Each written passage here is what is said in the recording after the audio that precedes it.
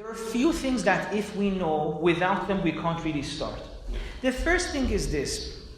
A lot of us may right now be escaping from our issues, from our anxiety, from our depression, from our insecurities, right?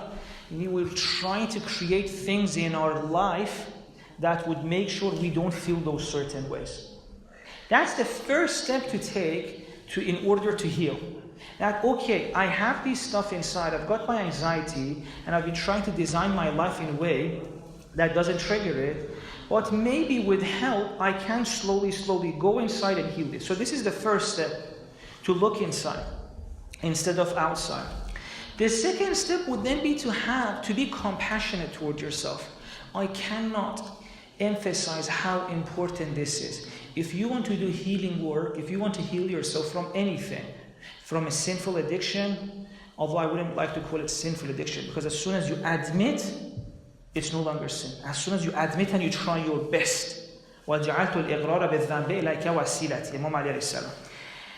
Whatever it is, you shouldn't look at yourself and judge yourself. See, honestly, if someone came to you and told you, like for example your daughter or your son, I've tried everything I do, but I'm struggling with this. Would you tell them, oh, you're a bad person? Say, no. Bless you, you've tried everything, right? We need this compassionate inquiry towards ourselves before we can heal. So it's very important because you're going to be going inside asking yourself questions. Let me give you a practical example. A person may feel like I'm so much stressed. And there are techniques, for example, Dr. Badenoch talks about how to find what is the root of, for example, this issue. Now, there could be a person that maybe the issue they have is that they're so anxious because they expect themselves to be perfect. How can they figure this out? Although we can talk about anxiety another day, but this is just one example of how a person goes inside to see what's happening. The person says, you know what, I'm anxious, although I'm stressed, because I have to be perfect. And the person can ask further, okay, why do you want to be perfect?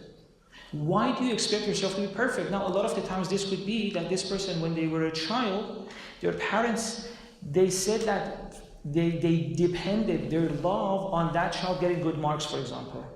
And this is not even perhaps said explicitly, that will only love you if you get good grades. But no, they only showed love when she got good grades or he got good grades. So this child inside feels like in order to feel love, I need to be perfect, right? And then this belief, which they probably have even forgotten unless they go back and they look at it, it can create all sorts of expectations from them that they'll never be okay because they always expect them to be perfect, and perfection is impossible in this world. So as I'm saying, it's so important when we want to ask ourselves, why are you this way?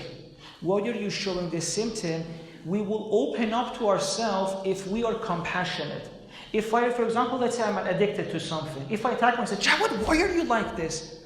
Why would that part of me open up and tell me what's wrong? Right? And this is one of the reasons I love the Ahlul Bayt so much. It's crazy. If someone doesn't know Insan, they don't know the Ahlul Bayt. They don't know how. It's so crazy how amazing the Ahlul Bayt are. And by the way, in this part, we're not even benefiting from them. See, one of the interesting things in the way Ahlul Bayt talk about God is that there is no point at which you are out of God's love and support. No point in which. And this is extremely important for any type of healing. Because when you want to heal, very dark, bitter truths are going to come up.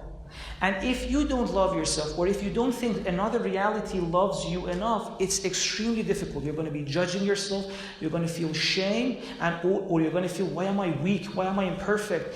In a lot of, even when a person is going through, for example, abuse, unfortunately, they take this as beliefs about themselves. They feel a lot of shame. And this is why you see the Ahlul Bayt, their work is so amazing, because they try to remove the shame away from the whole equation. Although I have to admit that this is not the way we talk about Ahlul Bayt at all. Like we've lost this part of our teaching completely.